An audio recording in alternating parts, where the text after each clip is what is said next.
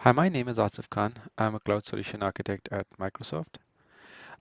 Today we will be discussing about Private Link service. So Private Link service is one of the offering from the Azure networking ecosystem, and this service have been in demand for from the inception because, as you know, Microsoft offers different type of services and platforms, starting from infrastructure as a service, network as a service, and platform as a service.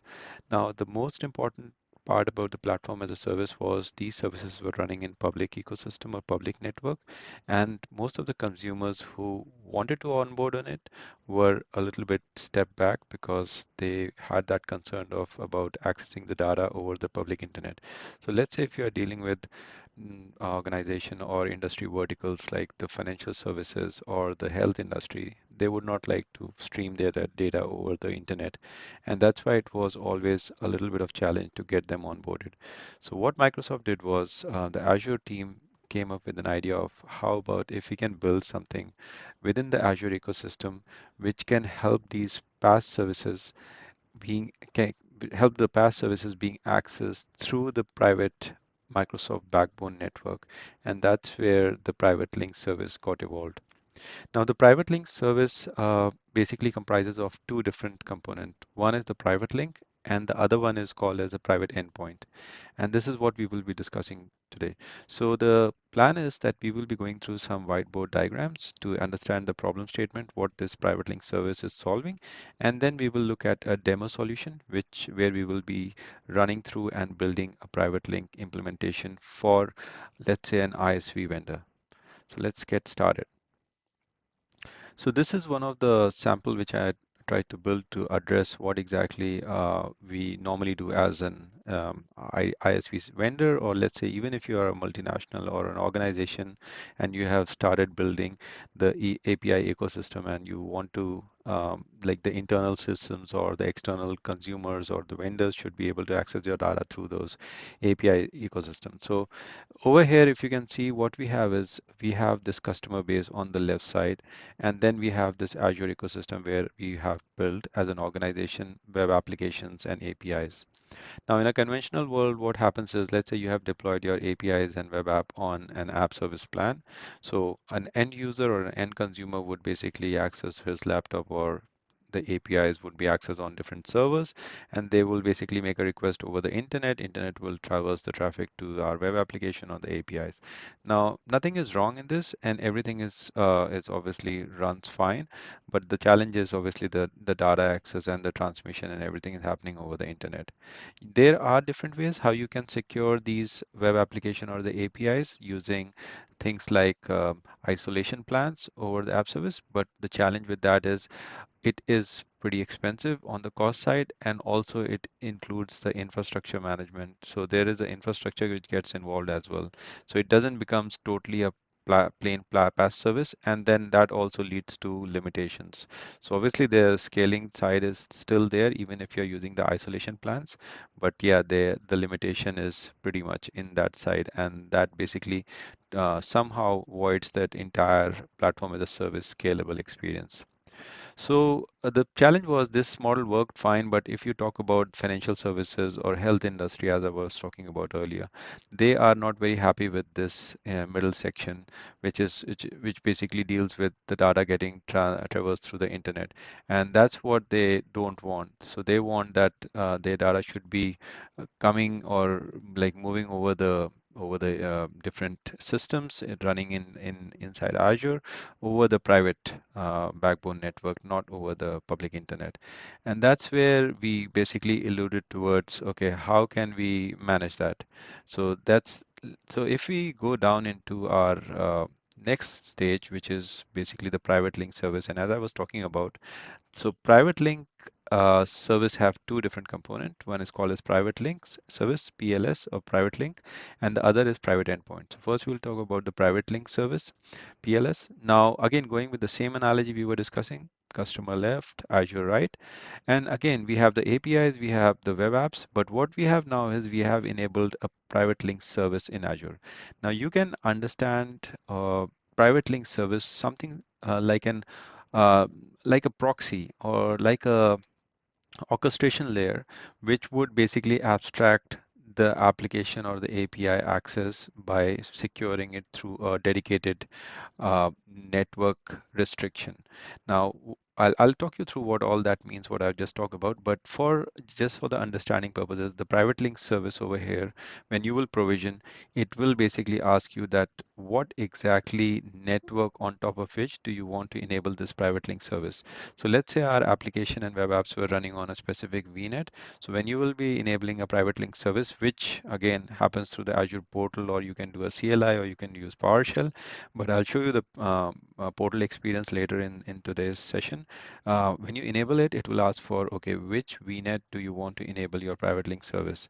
And that's where once you enable that, what it leads to is it will create a private link service instance, and then alongside it will also create a NIC. The reason for creating a NIC is it gives you a private IP address. So then this entire VNet would be accessible through the private link service using that private IP address. And what you can do next is you can basically enable a NSG where you can block all the internet traffic. So now it is totally a black box system. And going back to the old process of access, now the applications or the servers which are sitting on the consumer side or the user side will not be able to access this entire infrastructure through the internet. So this is more about the private link service side of things. And just to like explain a little bit more, if you look at the Azure portal and if you go into the Azure SQL database, or if you go and create a private link service, a private endpoint for a storage account or Key Vault, or there is a long list of different services which are getting enabled or have already been enabled in Azure. The end goal or the holy grail is that all the services running in Azure PaaS will be enabled with private link. But at this stage, there are services which are enabled, and there are some services which are already in progress. So what happens in those PaaS services is if you go and look at those, and I'll just show you quickly.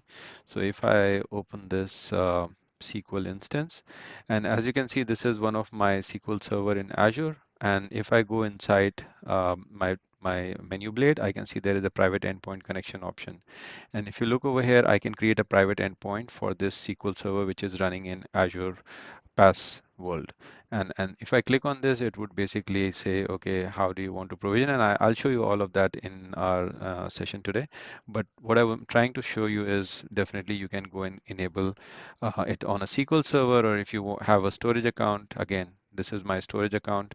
If I go over here, I have containers and files and queues and tables, the different objects of blob and files as well. And if I go inside the network, you can see I have over here a private endpoint connection. And this private endpoint connection gives us the same capability of just enabling a private endpoint on this. Now, the reason why I showed you those two things is because this private link service on those storage account or the SQL server has already been provisioned by Microsoft, and it is managed internally by Microsoft. So those services are pretty much just a private endpoint you create, and then you can access those services. It's pretty straightforward. The reason of today's session is also because I was trying to look through different videos in YouTube, and was trying to look for where can I get some detail around the private link service, which is more about the core of all this, how it works. And I found like most of the explanations were done for private endpoints, not the private link service itself. The thing about private link services with storage account or Azure SQL, you will not experience any of these because that's already done by Microsoft, and you just create a private endpoint and you're able to access it. But let's say if you are an independent software vendor, or if you are an organization, as I said earlier, and want to publish your resources through a private link service to a private endpoint. And this site can be users internally, or can be external vendors, or can be external consumers, other organizations. So either of those situations, you can basically create your resources within Azure and then expose them using private link service on a very private dedicated network. Now, coming down to the private endpoint. So this is where the private link service get to the next level.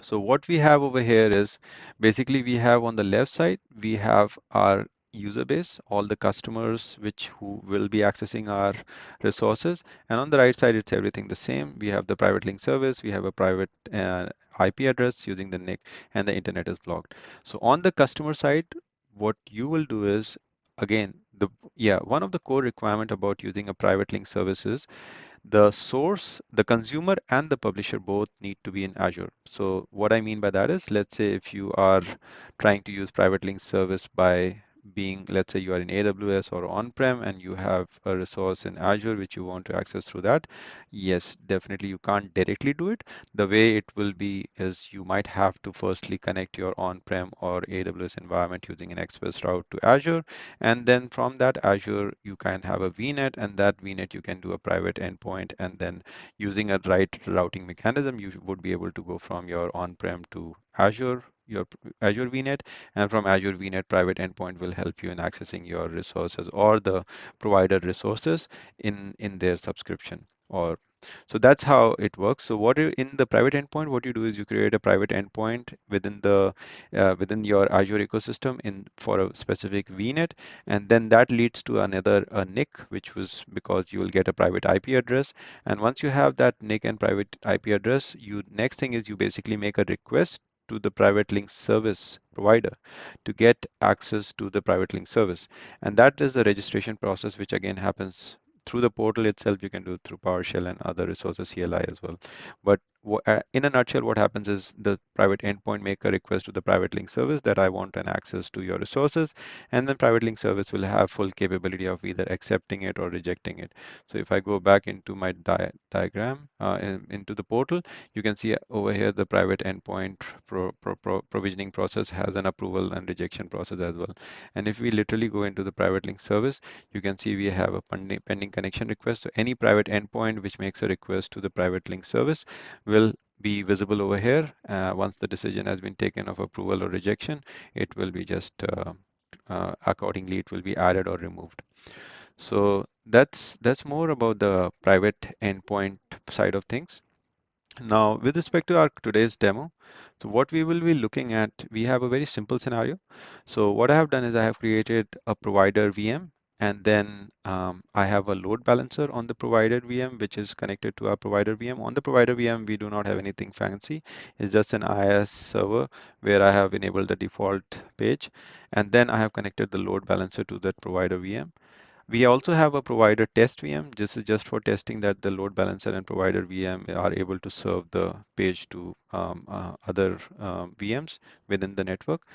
Now, the next thing is we will be enabling the PLS. So this part about the load balancer and the provider test VM, I've already created it. But what we will be doing is we will be creating a private link service on top of this load balancer. And one of the core requirement about when you are provisioning a private link service for your own services, you will need a load balancer. Without the load balancer, you will not be able to create a private link service. So that's a fundamental requirement. Now, once you have the private link service created, it will create a NIC, internal NIC. And then on the other side, what we have is we have a consumer VM. And this is also the VM I've already created. But what we will do is we will create we will create a private endpoint on top of that network consumer VNet, and that will give us a private IP. Then in the provisioning process of private endpoint, we will also make a request to the private link service. And then once the request is approved, so from the consumer VM, if we will point or hit the IP address of our private endpoint, which is the private IP address of this NIC, we will be navigated to the PLS service, from the PLS to the load balancer, to the load balancer to the web page, and that would be served back to our web browser. So that should be the successful end result, and we expect that it will be working. So I'll just quickly show you the servers which I have provisioned and which I was talking about. So this is our provider VM, as you can see. And what I have is I have on the local host, I am running a default web page, and I've written private link service demo v1. So just for identification purposes that this particular page is being served by our provider. The second VM which we have in the picture is our test VM. So this provider test VM, and the reason for this test VM is firstly I can directly hit our provider VM because they are sitting on the same network, so I can access that. And this is our load balancer 10.1.0.4, and if I go back into the Azure portal, and if I go into the load balancer, so as you can see 10.1.0.4, so that's our load balancer detail. And if I open this. So 10.1.0.4, that's a load balancer. So our load balancer is able to go through. So if we make a request from our test VM to the load balancer navigates to our provider VM and it can get the data. And the last VM, what we have is we have our consumer VM, but the consumer VM at this stage, if I try to target the load balancer, it is not able to access anything because the load balancer is internal load balancer, and this is our consumer VM. Now, hopefully, once we have enabled the private link service and private endpoint, we will put the IP address of our private endpoint over here, and that should be able to access our application which is running on the provider side using the private link service. So let's get started. What I'll do is firstly, I'll go and create into the private link service. So the way how you can get over here is inside the Azure portal, you can go on the search bar and say private link, and that will take you to the private link center, which includes the private endpoint and private link service. Now in the private link service, firstly, we'll create a private link service. So I'll add a new record. Yeah, so what it does, it'll give you a full workflow. So I'll select a resource. So the resource I'll select will be RG Private Link, and I'll give it a name as Provider PLS, and it will be Australia East. Next, it will ask for a load balancer. As I said, if you are publishing your internal services, you will need a load balancer to publish that through the private link services. So I'll use the provider load balancer. That's my load balancer. And then it will also ask the front-end IP address. So if you can remember, 10.1.0.4 was the load balancer IP address. And that's the source NAT, which is more about the subnet, which obviously is required. So it has already selected my provider VNet, which is the VNet under which my provider application is running on those servers, provider servers. So if I go next, I'll keep all that default. So it's more based on role-based access control only. You can even restrict for a specific subscription, or anyone with an alias who have a private link alias will be able to access it. I'll show you what alias means. So next I go and say tag. It's pretty simple, and I'll not add the tag because it's just for demo. And a good practice when you're doing a production workload, always recommend to add tags. So hopefully it should be completing pretty quick because yeah, it's a pretty fast service. Let's see. Let's go back into our resources and let's see what exactly is happening in the resource side. So I'll just filter on the name, and if I refresh it now, so we still don't have anything. That's okay. It might be provisioning. So yeah, let's see what's the status. Okay, it's provisioned. That's good. So we'll go back into the private link service. And if we go to the private link service, they should, yeah. So now we have our private link service over here. That might be because it might the browser caches sometime. So yeah, so now we have the provider private link service, and on top of it, you can see we have a new nick, provider PLS nick. And if I go inside this, obviously you can see there is a private IP address which it has extracted out from the VNet on top of which this nick has been enabled. So 10.1.0.7 is the provider IP address, a NIC IP address. Now, the next thing what we need to do in this process is we need to go and create a private endpoint. So over here, what we will do is, so there are two options. You can go and create it from this menu, or you can go inside the provider, or you can go inside the private link service, and then you can say, I want to create a private endpoint connection.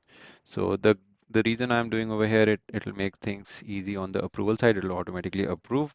So I'll say consumer private endpoint PE. I want to make it in Australia East.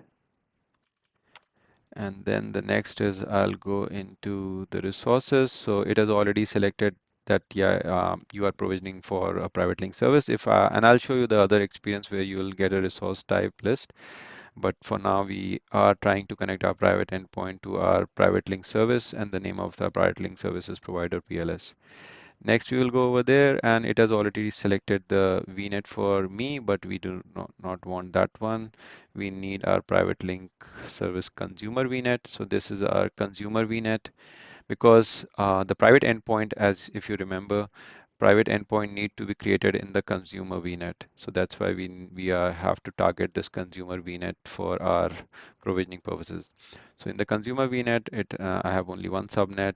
You can have any number, but you can select the relevant subnet. And if I go next, that's nothing much. And if I click on next, it would basically do the validation and hopefully it will create in a tick. So now if we, hopefully it should complete quickly as well. And let me just quickly refresh this. We should have a private endpoint coming over here. Yeah, it should not. Yeah, that's done. Now it's already provisioning. So consumer P is and we can go and see the operational details as well. So it's pretty, this is just regular stuff, but it's pretty fancy on the Azure side. It gives you a lot of details of what's happening under the hood. So even if you can click on the deployment, so it's already done. So if I go back and if I go into my private link, and if I go into the private endpoint, now I have consumer PE and you can see the details. So it says it is already approved. The private link resource is the peer provider PLS, which was our provider link service. And then if we go into the private provider PLS, if you click on that, you can see the private endpoint. So it shows. So over here, it's the interesting part is if you look at it, it shows the nick of your consumer PE. And if I go into the resources, and if I refresh this, so you can see now I have a consumer PE and I have a consumer PE nick. So if I come back over here, you can see that the same nick is available over here and the conditional status is approved. Now, if I want, I can come over here and I can reject this. If I reject this, then the connection will be broken. It's as simple as that. Now, the point you need to understand is even if you remove or reject this from here, the resources doesn't automatically get deleted. So you'll have to come over here and explicitly clean the resources. But anyways, so what we have done, if we go back into the diagram, so we have done our PE, we have done our PLS, and the connection is already built and things are already approved. So this registration process is done and it's approved. So now let's check and test, let the rubber hit the road. So we need to basically, what we need to do is once we come over here, this is our consumer VM. And what again, this is the load balancer IP address. If I refresh this, it should not let me access anything. But if I go back and if I go into my resource group and if I go into my consumer PE, I should be able to see what is the IP address of my consumer PE, which I can get through the NIC as well. So this is my NIC. If I click on that, that shows that it's 11.1.0.4.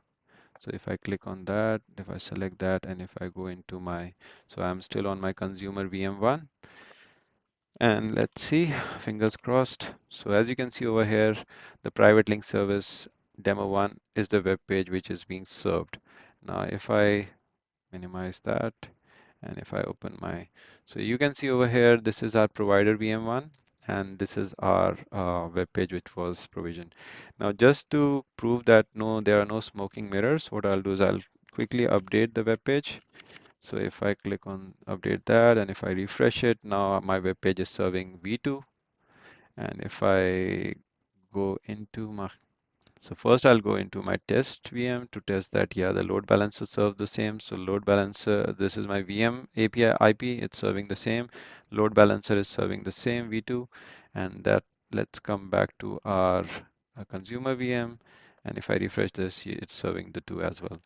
So yeah, this is a pretty simple demo of how you can enable private link services. But the good part about this entire thing is, as I shared in the diagram, that once you enable a private link service with a private endpoint, the traffic never goes over the internet. It always goes through the Azure backbone. And that's what I was trying to present over here as well. Because if you look at it, this is my provider server.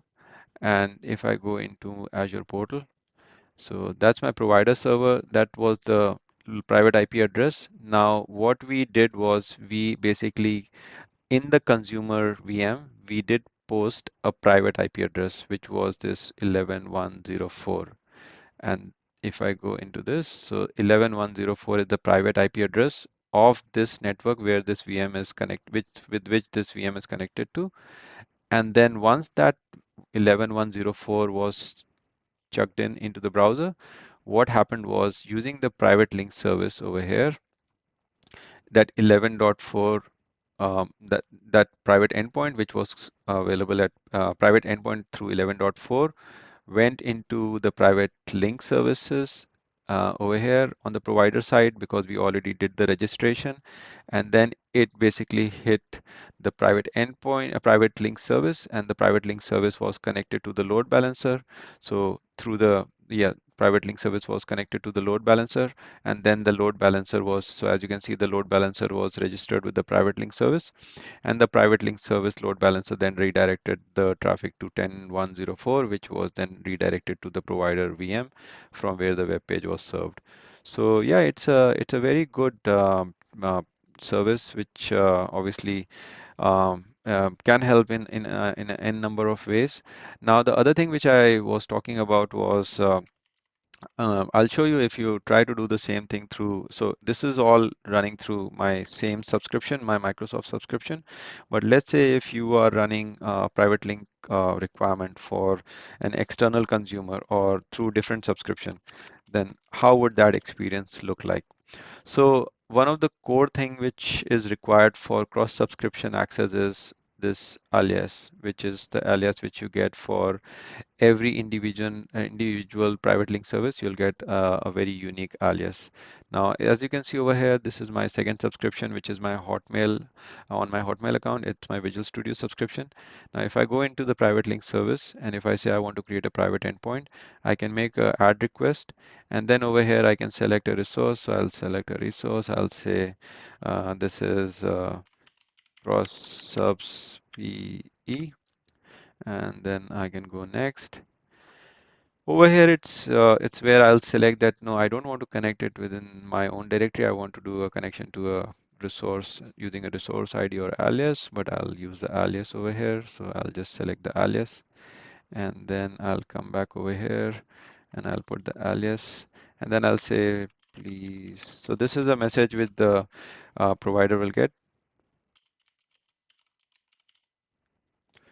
and I can say yep, next, and then within my, so inside my the PE also needs a NIC, so that's why this is asking for a particular network. So in my private link I have just set up a VNet, and that's the default subnet, and then I'll click on that, next, and if I go and create, so quickly it should create the particular private endpoint for the same private link service which is running in a different subscription.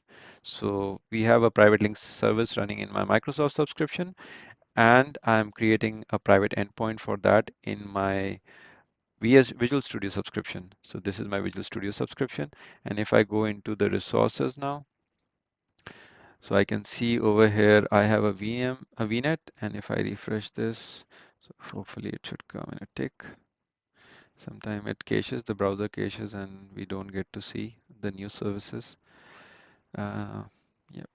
So as you can see now, I have a cross sub PE, and this is the NIC which got created for it. But the interesting part is obviously I don't have a VM to show a demo, but what I can definitely show you is the request got propagated to this particular provider PLS, because if I go into my provider endpoint now, connections now, you can see I have a pending status, and as you can see, it is coming from a cross sub PE, which is a different private endpoint, and it is waiting for approval or rejection.